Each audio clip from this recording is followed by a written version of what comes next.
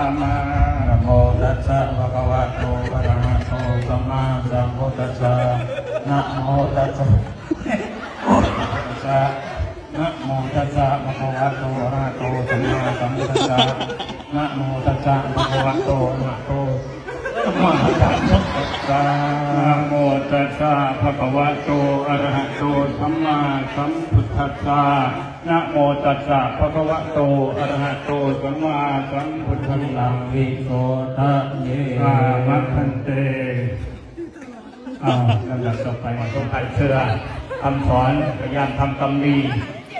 ต่างๆตามที่พระองค์ทรงบัญญัติไว้โดยเจ้าก็มีการทำบุญใช้บาตร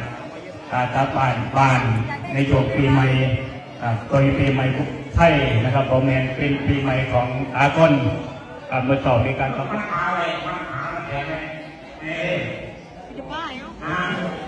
มาหลวงพ่อพูดต้องทำการงานพูดต้องการช่วงไหนด้วยผมถึงปักมือเลยของมัน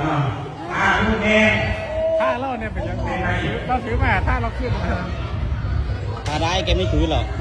ที่หลอกว่ะ